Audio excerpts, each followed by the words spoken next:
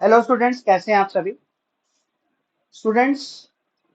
आप लोगों को जिस पेपर का इंतजार था और जिसके लिए आप लोग लगभग 1 साल से पहले केस आप लोगों ने किया, वो केस आप जीते, फिर आपके लिए दोबारा से रीओपन की गई फॉर्म, फिर आपने फॉर्म दोबारा, जो भी बच्चे एलिजिबल थे उन्होंने फिर से फॉर्म भरा। अब एक सबसे बड़ा यहाँ पर आप लोगों के मन में संशय था कि भाई क्या पेपर 15 जून को होगा या नहीं होगा। तो आज एचपीएससी ने ये आप सभी को जो है खुशी दे दी है, आप सभी को जो है चकित कर दिया है कि पेपर आपका 15 जून को ही होगा। यहाँ पर दो चीजें अड़ी हुई थी।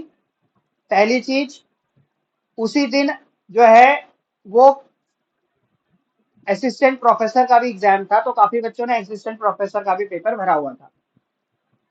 और दूसरी चीज उस दिन कई जगह पे इलेक्शन भी हैं, मतलब पंचायत इलेक्शन। अब पंचायत इलेक्शन को तो एचपीएससी ने नहीं वो किया, क्योंकि इतना ज्यादा उनको नहीं लगा, सब जगह पे नहीं थे, कुछ एक जगह पे थे। बट असिस्टेंट प्रोफेसर वालों में उन्होंने क्या किया, उसी दिन एक एक शिफ्ट के अंदर आपका असिस्टेंट प्रोफेसर का पेपर रख दिया, एक शिफ्ट के अंदर पीजीटी कंप्यूटर साइंस का पेपर रख दिया। तो पीजीटी कंप्यूटर साइंस के एग्जाम की डेट आ चुकी है। एक बार नोटिफिकेशन देख लेते हैं। नोटिफिकेशन आपका ये है, और इसके अंदर जो है ये इन्होंने असिस्टेंट प्रोफेसर और साथ में पीजीटी कंप्यूटर साइंस दोनों का जो है एक ही दिन पेपर रख दिया है। एक दिन पेपर आपका ये होगा। जो असिस्टेंट प्रोफेसर का पेपर होगा उसके अंदर स्क्रीनिंग होगी, ठीक है। स्क्रीनिंग है, मॉर्निंग शिफ्ट में है पेपर ये, और इसमें आपका स्क्रीनिंग होगी।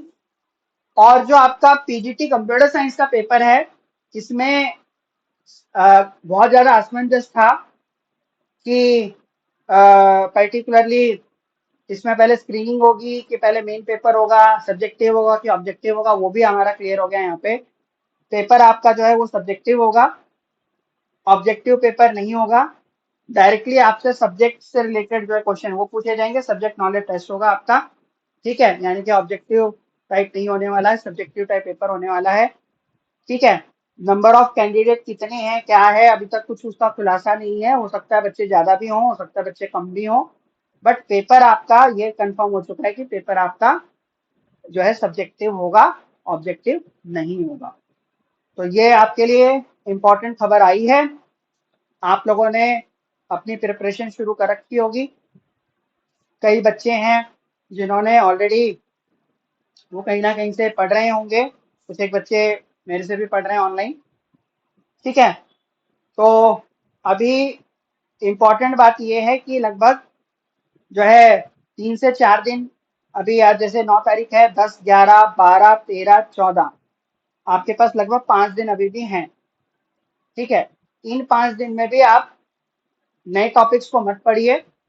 आप अभी भी जो है जो इम्पोर्टेंट टॉपिक्स हैं उनको आप पढ़ सकते हैं, ठीक है।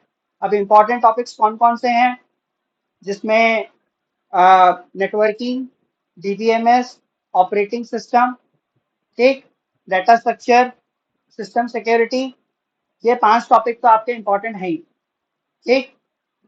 उसके अलावा ई कॉमर्स, ठीक, और जो है ये ई कॉमर्स, और इसके साथ में आपका जो थ्योरी ऑफ कंप्यूटेशन, ठीक। अब ई कॉमर्स तो चलो हो जाता है, बट थ्योरी ऑफ कंप्यूटेशन में बहुत ज़्यादा दिक्कत आती है बच्चों को। तो थ्योरी ऑफ कंप्यूटेशन जो है वो अगर आपको अच्छे से आता है तो अच्छी बात है, भाई अच्छे से क्लियर है आपको। उसमें जैसे चॉम्स्की की हायरार्की है, ठीक है, ऑटोमेटा है, ट्यूरिंग मशीन है, ये कुछ चीजें हैं जो आप थोड़ा सा उनको देख लेना, ठीक है। और अगर बिल्कुल ही नहीं आता है, बिल्कुल ही समझ में नहीं आता, तो उसको छोड़ देना, उसको फिर पढ़ने की जरूरत आपके लिए नहीं, आपको नहीं है, ठीक है। क्योंकि और जो मैंने आपको 5-6 टॉपिक्स बताए बहुत ज्यादा इंपॉर्टेंट है, इनको अभी अगर कर लोगे तो बेड़ा पार आपका हो जाएगा। चलिए, best of luck to all of you. मिलेंगे अब एग्जाम एनालिसिस वाले दिन। Take care all of you and good.